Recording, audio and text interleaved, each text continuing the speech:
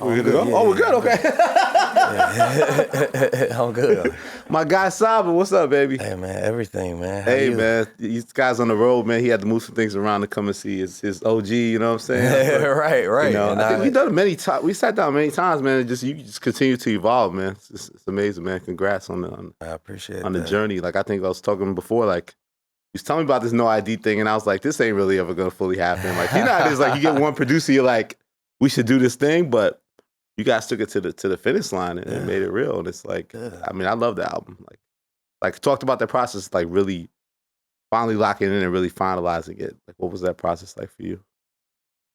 Man, that's kind of what was happening. The whole process was that. Yeah. It's like, even in, like, the original concept was to do something quickly. Like a mixtape, like, right? Yeah, it was the last tour that I was on. So 3 years ago, I'm on tour for my album. Yeah. And me and Dion connect. And it's like, let me just get some records done while I'm on tour, and we just drop them at the end of tour. Yeah. And we do that, and we listen to what we have, and we're like, this is cool. But is it necessary?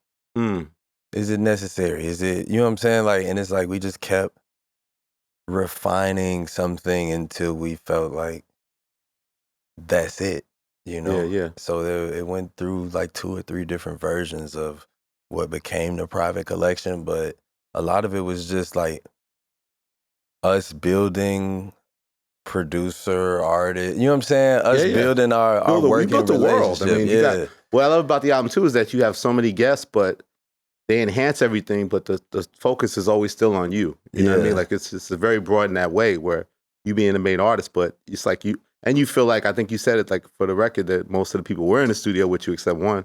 Yeah. And it feels like it. It feels like organic, like creativity, like amongst a group with you as the leader. Like, was that the vision overall? Or did it kind of that just kind of develop? I think that's how I prefer to make music. It's like, at the end of the day, it's like, yes, the Saba No I.D. collab, but it's like, we still depend on how we create. Yeah. And he's always been one of those people that has every piece of equipment known to man. His collection is crazy. So it's like, why wouldn't we make music in his studio if we can? Why wouldn't the people who want to be, you know what I'm saying, who we want to work with, pull up here if they can? Like, it's going to be recorded the way it needs to be recorded. It's going, you know what I'm saying? We're going to have access to so much creatively, where it's like, it only made sense to at least attempt to do that. And then you just flexing, having like Raphael Sadiq and Kelly Rowland just popping by, like, man, talk about it. Light flex. Talk about it. That's a flex, man. That's a brother from Chicago, man. That's why a young brother from Chicago does it now. That's how you do it. And it's another guest on that song as well. Greg Fillingains. Oh, he's on Greg Fillingains? Yeah. Greg I'm a Michael Jackson fan. You know what I'm saying? So I'm like, that's like a. Wait, so how does that happen? I think you had said too that you had heard Kelly on another record, and she told you, Kelly Rowland says she wants to be on that one.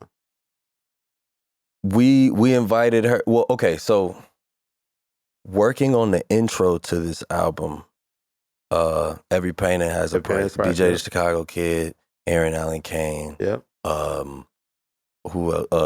No I.D. Like, it's like that. Everybody who's on the song, I think Daoud was with us, one of the co-producers on that.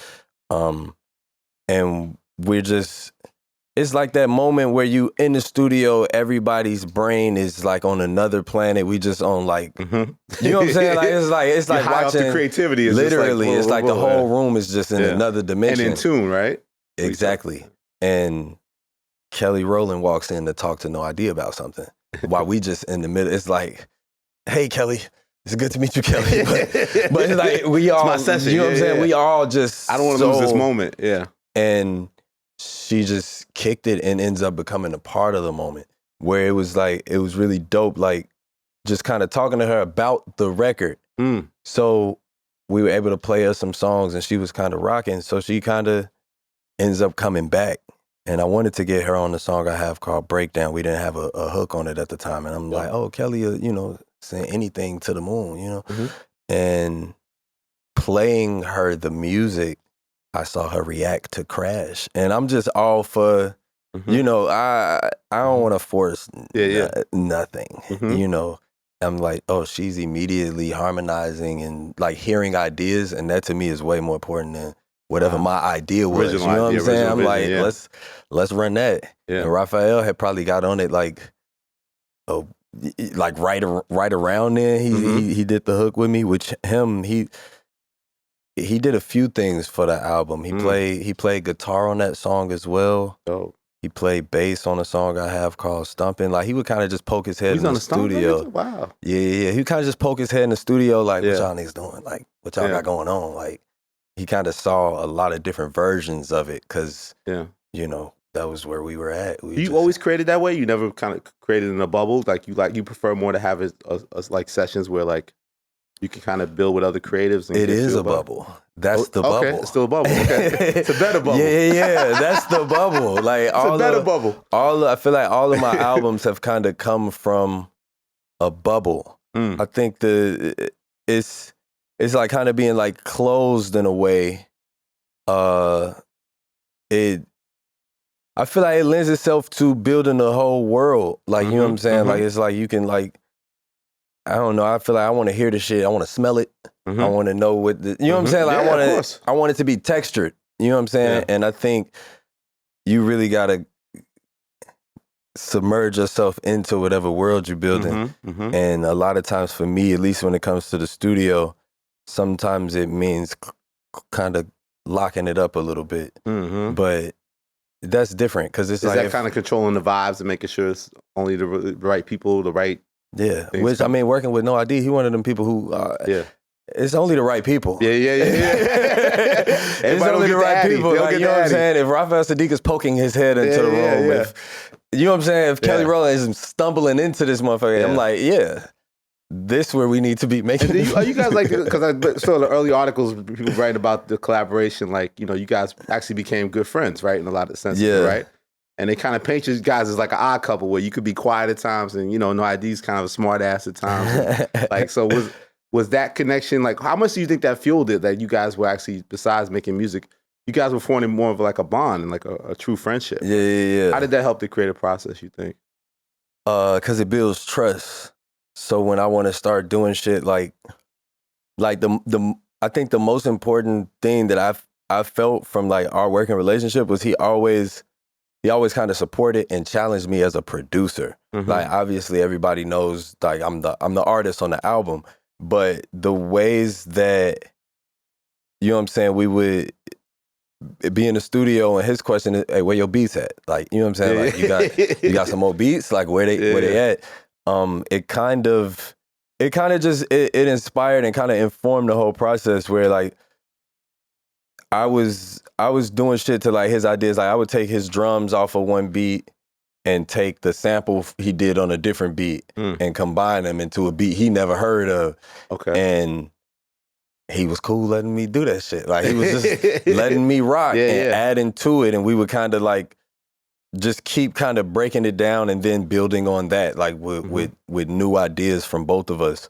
And yeah, I don't know. I feel like he just one of the people. He's very open with information, and being that he's also from Chicago and has been, you know, in the industry for as long as he has. It's just been nice to get stories, nice to get information. You know what I'm saying? A lot of it, the way this shit work, hasn't been from a different generation, right? Because you're like 30, he's none 53. of it's one-to-one. None of it's like, this is what you need to be doing because this is what we went through. It's all like just context for how you're doing what you're doing. Because sometimes the way, like, I don't know how to, you know what I'm saying? Chicago looked like back then. It happened this way. The Westside record, you were saying how important that is, and like I guess that captures the spirit of Chicago. Like, why was that song so important to the project? That to me is not about capturing the spirit of Chicago. That to me was about capturing the spirit of my family. That's which, in some ways, that could mean the same thing. Can embody Chicago, but to me, it was a story that was missing from the record. Westside Bound 4 is one of the things that I felt like I was waiting to make that. Like, we had most of those other songs done. Yeah. And Westside Bound 4 was just, it was like an equation I was trying to solve. I'm like, man, I know I gotta I want it to be necessary. You know, that's what I want. Like, what's a necessary story that I feel like I haven't told yet? And it's like, I feel like just so connected to my roots, you know what I'm saying? My pops does music. His brother, my uncle Tommy Skillfinger, he produced on Big Picture. You know, he a producer. So I've been, you know what I'm saying? I feel like I've been getting trained by real life, you know what I'm saying? Dojo masters, real, you know what I'm saying? Kung Fu masters on the music tip, like Jedis. Real Jedis. And I felt so blessed to have seen that. And my dad's dad, my grandfather, on the guitar, crazy. You know what I'm saying? My grandma, my dad's mom, vocals, crazy. And they were in a band together, and I'm like, this also is such a part of my story that I don't really get to open up. I don't really get to get into it. So I sampled that on the second half of Westside Bound. It's one of their when he switched the beat. Okay. Yeah, those are my grandparents in that sample. Wow. And on the rap tip, on my mom's side of the family, we had, you know what I'm saying, we got rappers over there too, cousins who rapped and was crazy with the shit. And I sampled one of their songs, the yeah at the end. That's just a song from like 2000 or something that my cousin did. And I don't know, like that's what I mean though. And it felt like I just wanted to make sure that I'm telling, you know, that story is such a part of my context, how I exist into the world, how I seem like, nigga, I've been in music for my whole life because of these people. My whole life I've been doing this. Since I was 9 years old, I was producing. Since I was 9 years old, I started rapping. So it's like, it's incredible to get to a level where it's like, yesterday was our 7th show this year in New York.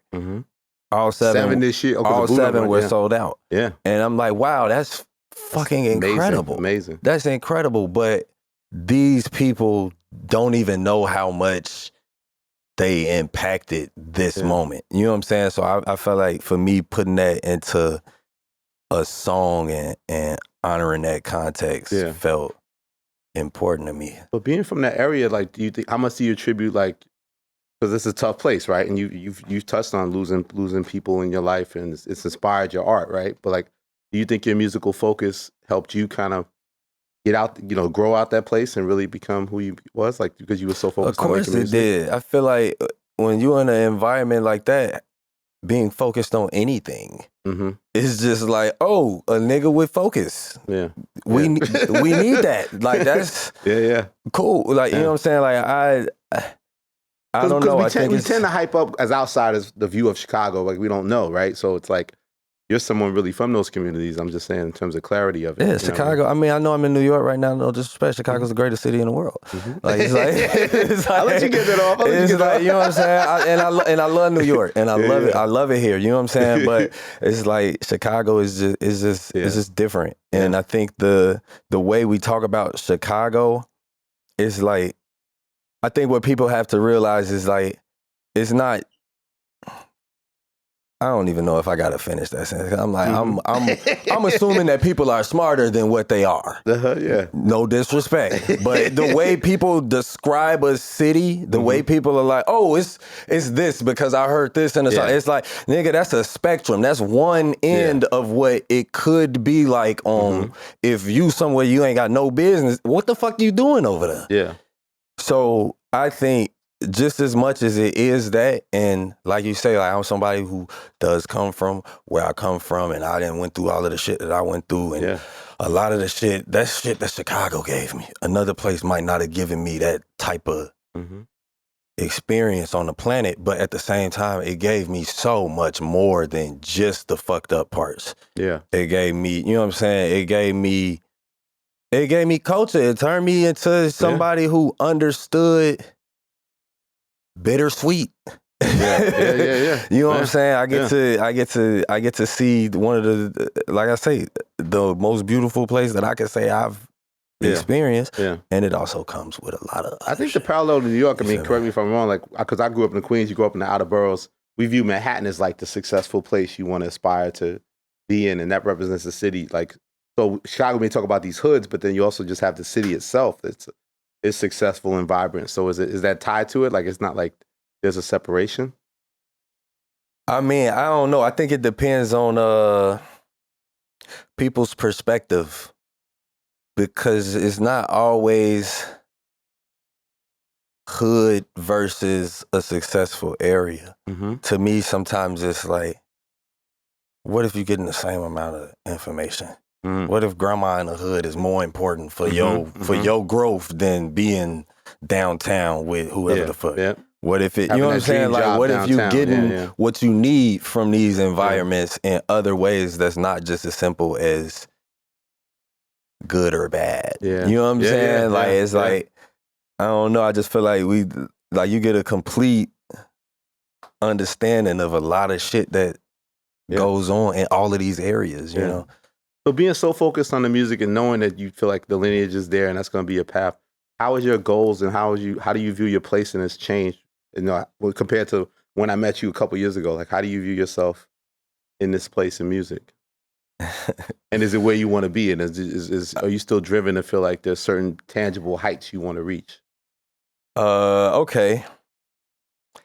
I think that's something that I always I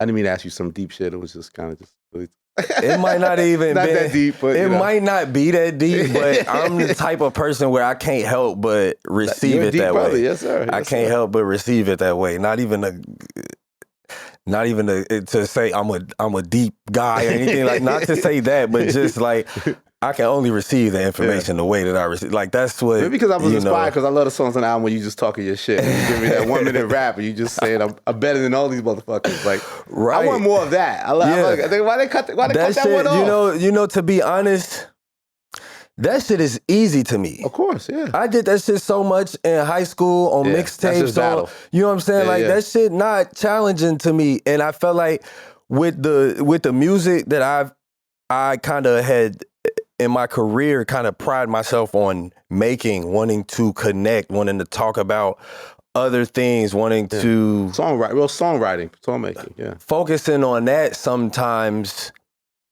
feels like it's in opposition to, well, I'm gonna just bar the fuck out and just talk about whatever the fuck. Or people not knowing that's your capability. You know, that's why I think that not only is that my capability, I feel like I am a master of that. I already did that. And I'm like, I built my career off doing something else. Of course, and doing that well too. Yeah, but it's all the same. Like, I'm like, it's tools. It's tools. It's all different ways to get your idea across, getting your point across. But that was one of the things also working with No I.D. He like, hey, man, just fuck it, bar out. Like, just have fun. Like, have fun with it. Like, because I think some of the music, just based on circumstance, based on story, it had become heavier. It had, you know what I'm saying? It had, and it's nice to also have a lightness to the story also. Like, it could get like anything. Like, you know what I'm saying? Like, I don't know.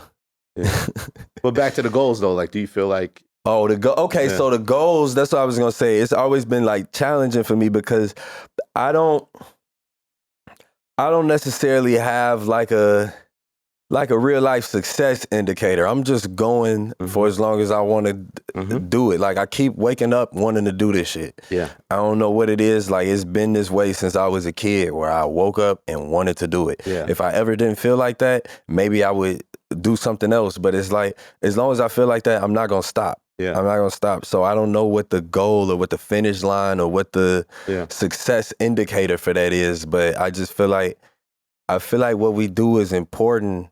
And I feel like it's necessary. And I don't know that if I look at other people's success indicator, that it would ever be accounted for. Because I feel like people look at something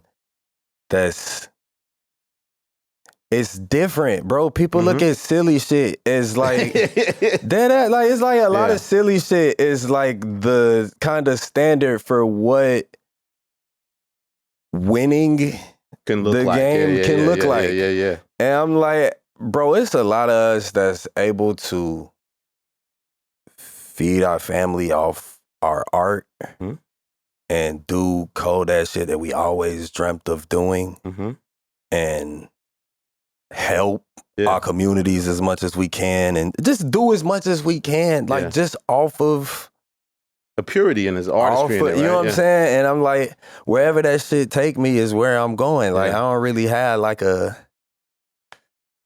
I'm gonna be. But does that motivate you that you have done it on your own terms that way, where it's like you ain't got to be a streamer, you don't have to be creating outside content to generate interest, like you're doing it through your art, through your music. And you saying, does that motivate me?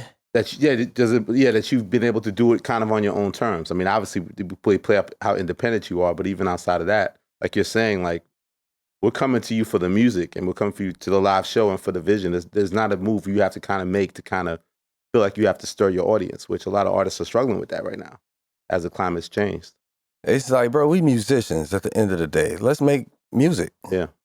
And I feel like when I don't get the result that I'm looking for, I instantly take my own accountability. I'm like, oh, I can make better music probably. And maybe if I made better music, I would be where I want. But it's always like I'm looking back at the music. So I'm always trying to refine the refined.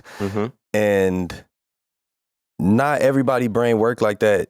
And I think it works different for everybody. Like there's some people who maybe would rather do that, but based on how the attention and I don't know. It's so many variables, bro, as to why people like an artist. Yeah. Sometimes it don't even got shit to do with the music. Yeah. Sometimes I like them. I don't know what it is about them, but I like them. Yeah. And I don't really have no way of knowing why people gravitate to what we put out. Yeah. I don't have no way of knowing which part connect with them. I don't know, man. I just kind of put the play into motion. Then you hit the stage, you get emotional. Talk about it. In the furthest back row to the floor seat, they sing it for me. Imagine me listening to what someone had told me. That's what was in the world. Imagine me listening to what someone had told me. Yeah. In terms of what? Trying to dismiss that you could do this? That you could... Bro, nobody believes that anybody can do it. Yeah, until they do it. Until they do it. The whole time. I told you, I started doing this when I was 9. So imagine you 9 years old, the amount of shit that you've heard for years and years and years. And then even when it's working, I'm like, man, I'm 19 years old. I'm getting $250 here, there, $500 here. Okay, I'm 20, I'm 21. I'm paying my rent off the music. I'm doing, like, I'm like, okay, but it's like you still deal with other people's perception of what your success looks like. Oh, you're not on my TV. You're not viral. You're not this. So it's like people ignore it until they can't. Yeah. And I think I always been kind of like to myself, like as a person, like going to school and shit, like I was always like really quiet, really, you know what I'm saying? Yeah. So knowing that my career was kind of working like that, I'm like, it's just reflective of me as a person. Like I'm not the loudest in the room. I'm not the, you know what I'm saying? I'm not doing the most, but I know what I'm offering feels necessary to you know what I'm saying? And I'm like, the love is being received, so I'm I'm gonna just keep doing that. Now they'll see that sometimes. This Saba's stoic, and I was like, I always get along with this guy. He doesn't have energy with me. Stoic is, man. I'm not gonna lie, like bro, like I don't know what it is. Like when the camera get put on me, like I do get like. Yeah, you think because you're a private person, bro. I'm uncomfortable on camera. Yeah, like it's like.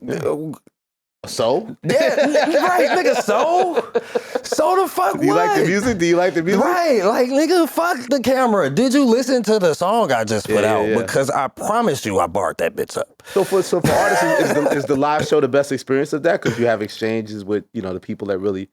Is that almost an addictive thing to go on tour, to see these faces and singing your songs back to you? Like, how does that, how does that feel as an artist? That's what makes it tangible to me. It's like, how do you know it's working?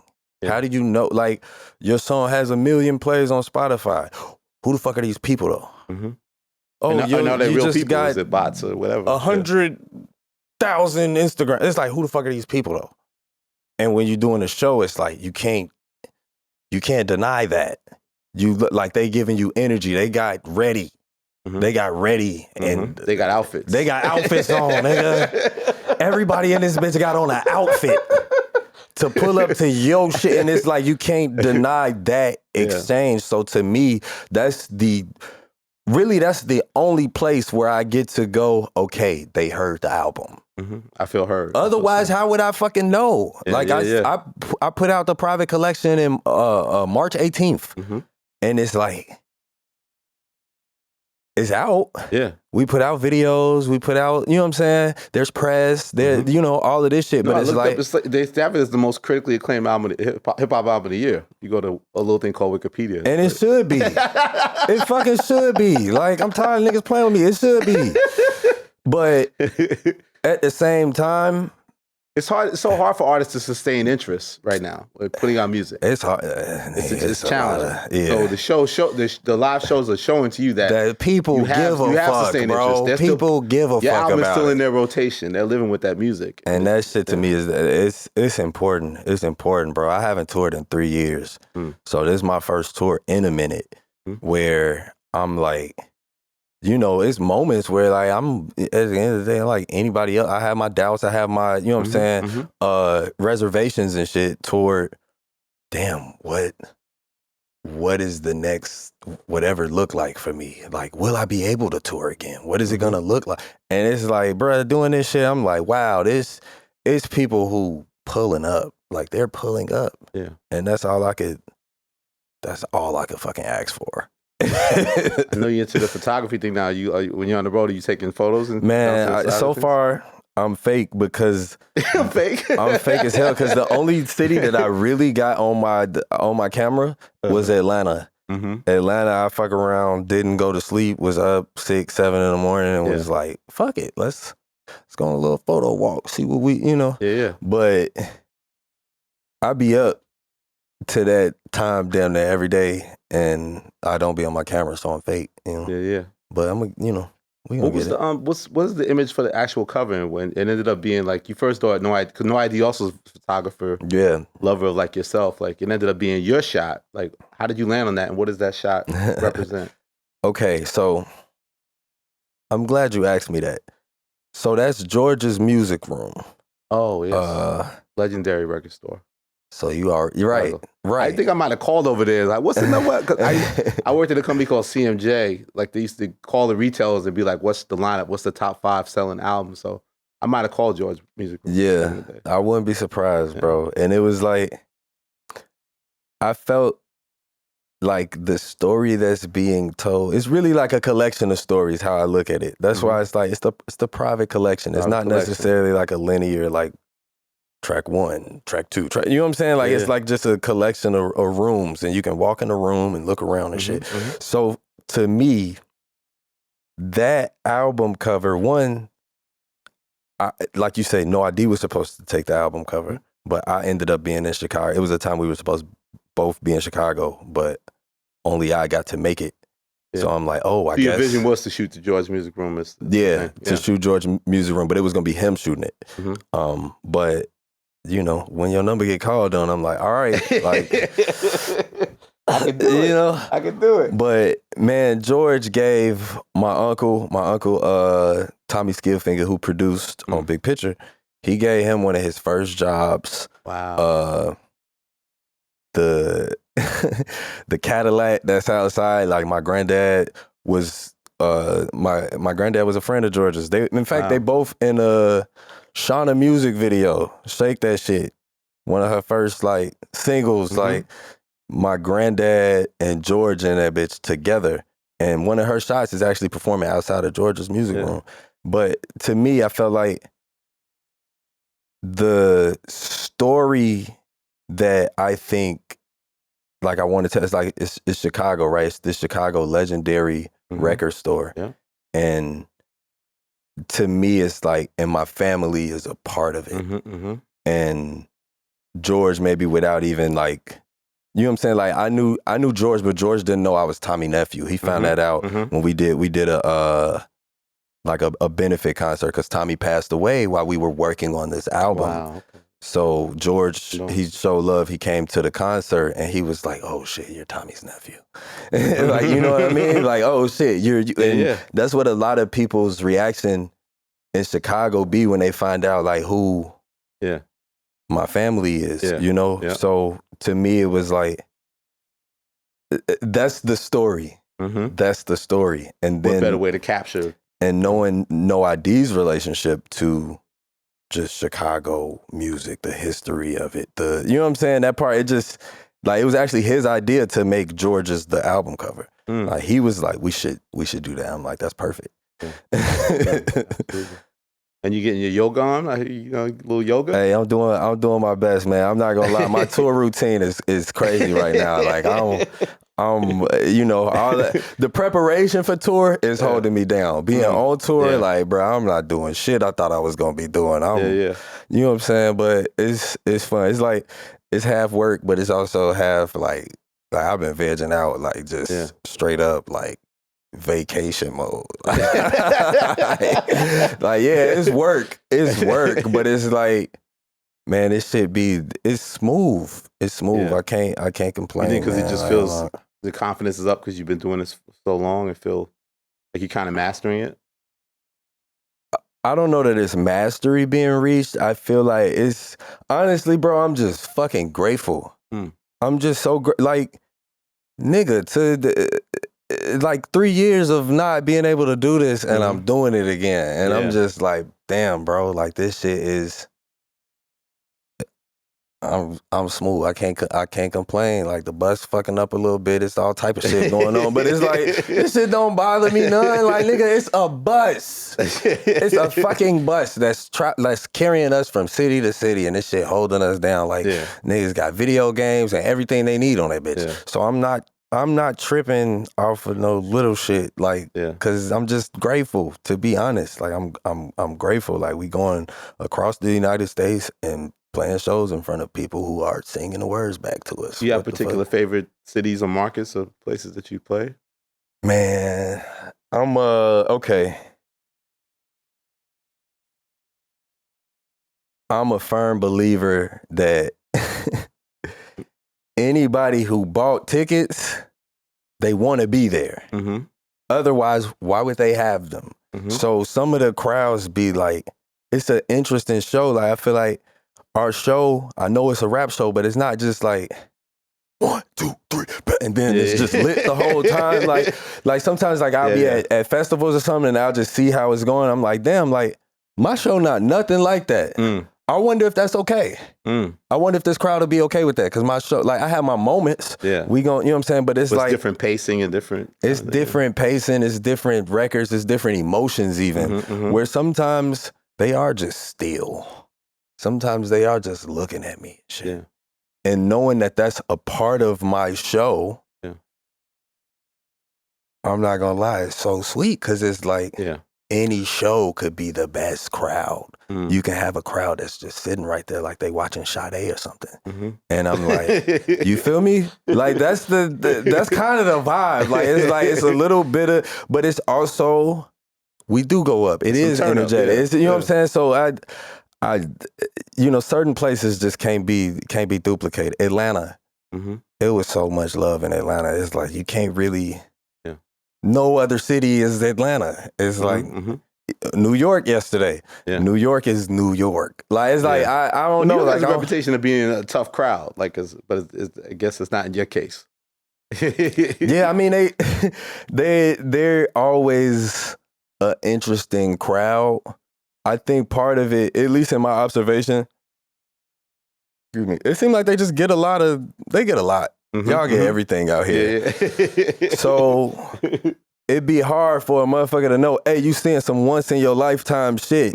Respond accordingly. Niggas might not ever be back. We gotta have this night feel like it's gonna be one of them because ain't no telling, you know? And I think the crowds that we've been able to draw in New York, for the most part, have treated us like that. Like, they had, not to say over the years there haven't been, like, you know, you some from hiccups. Here, you already know how this shit go. There'll be some hiccups at times. Right, but And they also, it seemed like they just, bro, New York respect quality. You can't bullshit these niggas. Yeah. They, you know, so I remember opening shows here. Bro, I opened a fucking show. I opened a show in 2015. And it was like one of those shows, you know, one of 20. You one of 20 opening acts. Yeah. And you got what, 5 minutes, 10 minutes, 15? 5 minutes. I did 2 songs. Yeah.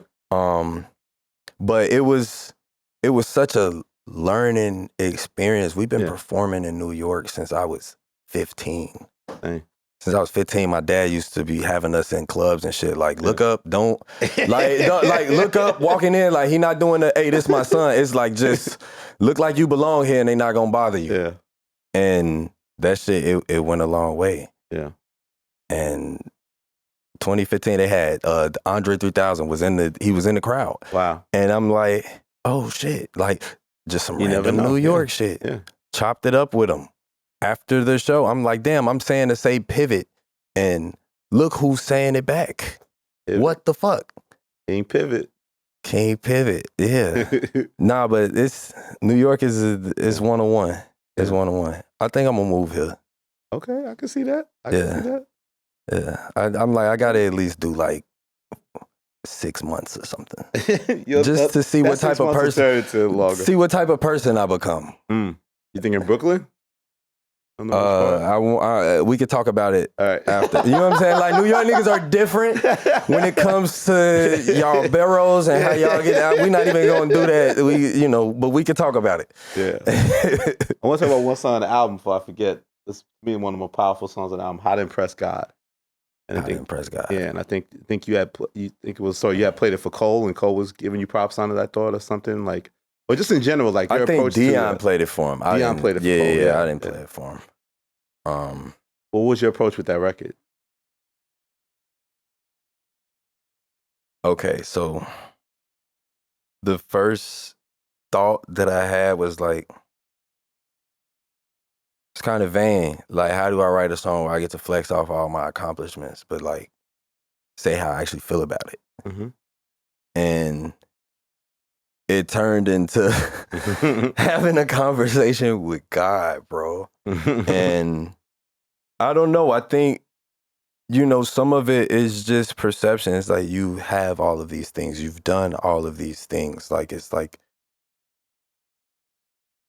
well, why do I feel like I can't stop? Why do I feel unsatisfied? Why do I feel how I feel about it? Like, why do I feel like nothing in my life has changed despite everything changing? And it's because that drive to kind of still, I guess, like, kind of just be mindful, self-work, all of that shit. There's so much shit going on in my brain, bro. Dead ass. Where I'm like, damn, I gotta handle all of this before any of this shit is even relevant. And that came to me in the form of that song, How to Impress God. And really the song is kind of like how not to impress God. It's like every reply is, I'm not impressed. I'm not impressed. But I just thought, as a title, How to Impress God, like it moved me. And like, I even seen some people who didn't listen to it just based on it being called that. And that's cool too. I think it's vain and one-sided, but you got to listen to the song. It's like people got how they feel about that's their law. That's not a part of my shit, but it's like, more power to you. You feel me? Yeah. You have a secret vision yet for your next body of work?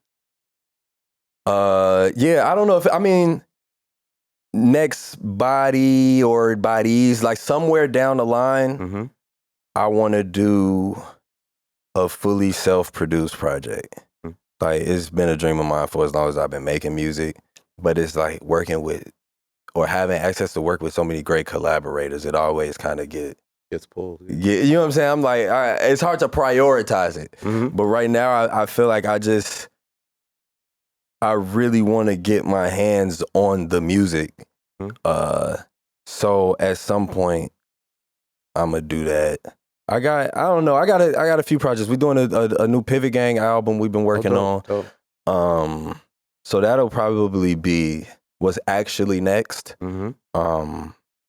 Myself, whatever, you know, the self-produce, that might be years down the line. We'll see how long it'll take me to put that one together. And I don't know, I'm just trying to make as much music as possible, man. Like I feel like after doing an album like this, like it's usually like it requires some time to just go to the gym and put shots up. Like I don't usually finish like albums that took a lot out of me creatively and immediately have a next thing planned. It's usually like a period where I feel like I gotta like kind of recenter and kind of purpose where the direction, you know what I'm saying, I feel like called to go in. Are you the person to kind of rank your albums? Like, do you feel like Care For Me is a classic, this is better than that? Or like, do you get caught up in that type of stuff? Are you competitive with your catalog? I'm very competitive with my catalog. I'm very competitive with my catalog. This might be my favorite Saba album. Right? Talk about it. Talk about it. All right. But I acknowledge the impact the earlier body works have had. That's how I discover you. So you know, it's hard to take those away. Like, so from jump, my mixtape, Comfort Zone, 2014, that shit, like, again, it took a lot to make that shit. A lot of effort went into it. So the period between, like, that was my first time putting out something and like having like, it was like people really responded. I was starting to play shows, people singing along and shit. And I'm like, oh shit, I have to make another project. Yeah. I'm in the game now. That was the first time really experiencing that where I'm like, damn, how do I challenge how do I make something better? And I put out Bucket List Project. So that was my first like album. But I just remember like how it was like, there were fans of Comfort Zone. They fucked with Bucket List, but they loved Comfort Zone. Yeah, they're not ready to let that go. They wasn't ready to let it go. Yeah. And when I did Bucket List to Care For Me, it was the same way. And Going Few Good Things, Care For Me, the same. So I'm like, oh, I'm just realizing, I'm like, oh, people get to spend, like, some of those songs, like, I think of some of the songs on Bucket List, it's like, motherfuckers been spending 7, 8+ years that being in moments of their life, having, you know what I'm saying, like, crazy memories, friends, people that move. Like, it's like, you can't really replicate that just because you put out new music. You know what I'm saying? So I think to me, the songs are made to spend time with. They kind of made to live a little inside of the music, and you can kind of dictate which one your favorite or which one's your favorite. Ideally, you would like some songs from all of my albums. Come to the live show. Like, you know what I'm saying? Right, exactly. Come to you know what I'm saying? Get that done for you. Literally. Yeah. But what makes you so proud of this album? Like, you dapped me up when I said that. Man, I got an album with No I.D. Yeah. Nigga, me. I have an album with this nigga. So it's like, on some Chicago shit. I got my uncle who made me want to produce. I got him on the album. My dad, who got me into music, is on the album. My grandparents are on the album. My cousin, who rapped and inspired us, he on the album. I got my homies from everybody from Pivot Gang. Individually, I got Fresh on there. I got Joe on there. I got my cousin John Doe on there. Busy on there. I got MF and Mel. Like, I got all of. I got Smino did this thing on there my too. Producers that I was working with on Care For Me are on the private collect. Right, Smee is on there. Smee kills it. Then I got, EWE. I listened to EWE so much when I lost one of my uncles in 2014. Their first album was like the thing that helped me grieve that loss. And to have them on I got them on my album. I got Kelly Rowland on my album. I got Raphael Sadiq on the album. Great feeling games. I got great feeling games on the album. I got a Janet Jackson sample cleared for my album. How the hell you cleared Janet Jackson sample? Your manager's here. How did she pull that off? Shout out to Christella. How did Christella pull that off? Manager of the year. You hear it all? You hear it all? Tell the story. You heard your manager. Tell the story, man. That be going Before we get out of here, on. tell the story, man. Come That's on, the type man. of shit that and be then take going your ass to St. on, Louis, man. What time is sound check? You know what I'm saying? The bus is outside. Let's go. Right. All right. So we had this Janet record. It's called Breakdown. Yeah. Well, her records, I Get So Lonely, right? Her record. Her record. You didn't pick like the deep album track. You picked one of her big ones. Hey, big joints. This working with Big Bro. You know what I'm saying? This working with Big Bro. You know what I'm saying? This is the type of time he was on. Like, I want to get Saba one of them. Yeah. And I want it to still feel like him, though. It does. Yep. And like, a lot of people listen to that and don't even realize the Janet sample. I didn't at first. Exactly. Yeah. Cause that's, you know what I'm saying? Like, it's still masters out here. It's still people who give a fuck about shit like that. But man, so let's long story short it, because I know we all got, you know what I'm saying, places to get. But essentially, bro, I'm like I wish I had a better way to describe it, and I hope you understand what I'm about to say. I'm a gear slut, bro. Okay. I'm a gear slut. Like, any new synthesizer, new keyboard, new MPC, new microphone, like yeah. So they do a convention in Anaheim, NAMM, where they just show you all of the next shit that's finna drop. And I've been going every year since I've been in LA. And bro, we were talking for months and months trying to figure out how the fuck we gonna clear this Janet sample. And I look on this flyer one day and I'm like, Jimmy Jam gonna be at the MPC stage at NAMM, which I was already gonna be there.